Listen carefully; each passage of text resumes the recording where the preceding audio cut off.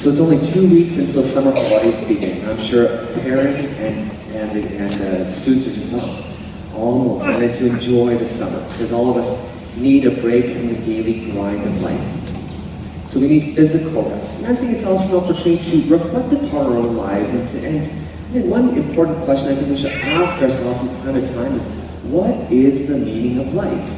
Why do I do the things I do on a daily basis, the grind of it all?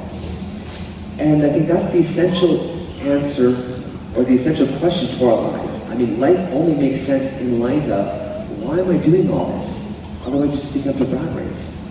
Now, some people would answer the question, what is the purpose of life, by saying, hey, I'm number one. It's all about me. I'm the center of the universe. So people would say the meaning of life is about self-glorification. I'm number one. Some people may say it's survival of the fittest, that it's all about power. So I'm going to do whatever I can to demonstrate my strength. So some people may say the meaning of life is about power. Some people may say that the meaning of life is to have the most toys as possible. The one with the most toys wins. So some people may say the meaning of life is about wealth. Others may say, hey, eat and drink for tomorrow we die. So people would say it's about pleasure and experience. However, today we celebrate the Feast of the Trinity. As a reminder, it's not about power, it's not about glory, it's not about wealth, and it's not about pleasure. It's the giving and receiving of love. So you notice in this image up here, a Brugloff's icon of the Trinity is that God is love. Now what does that mean? Well, in order to have love, one must be in communion, in order to share that love. So each person of the Trinity gives and receives love from the others. And the communion of love in the Father, the Son, and the Holy Spirit is so great that creation is created. It's like we can't contain the joy we have in the giving and receiving of love. It spills out into all of creation.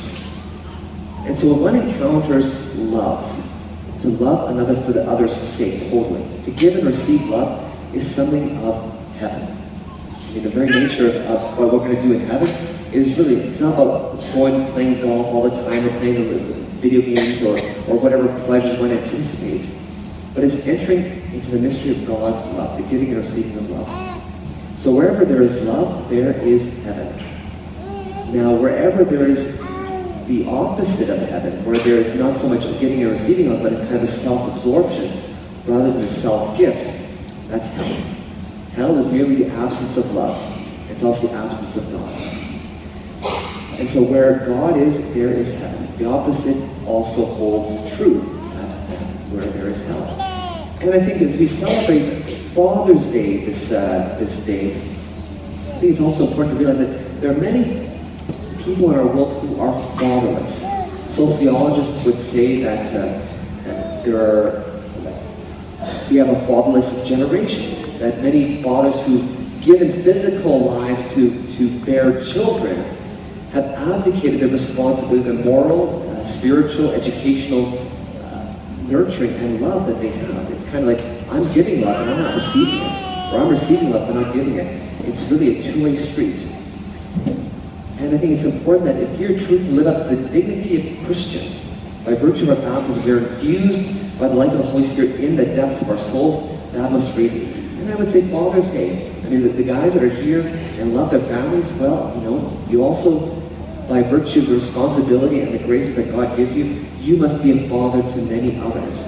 I mean, that's why they call me father, because I'm supposed to look after a lot of people. And so too, fathers, when you go into the world, because we're in a fatherless generation, to be that male role model to so many in our world. So no longer will we have a fatherless generation, we'll have a father-more generation by being examples of the giving and receiving of love modeled on the Trinity. Okay, it's not only a task for fathers, but also mothers and all of us, because we have this remarkable dignity of giving and receiving love. And the Lord will ultimately judge us in order to get to heaven. What have you done with the gifts I've given you? And we as Christians living in Alberta are the luckiest people in the face of the earth. We have tremendous wealth, tremendous power, opportunities for pleasure, opportunities for glory. And we say, no, that's secondary. It's to give and receive love. Now, it's impossible to give what one does not have. And so the Lord inspires us with His Word, as we've just heard.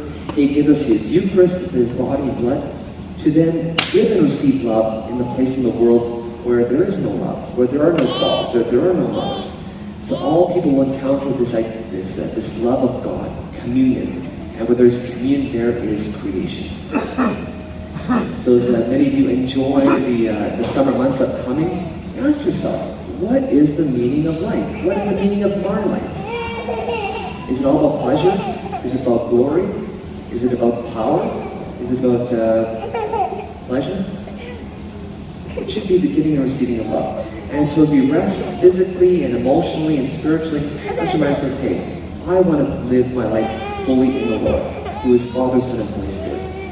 And so that as we look to the inspiration of the Trinity, let us also model ourselves in the giving and receiving of love this week.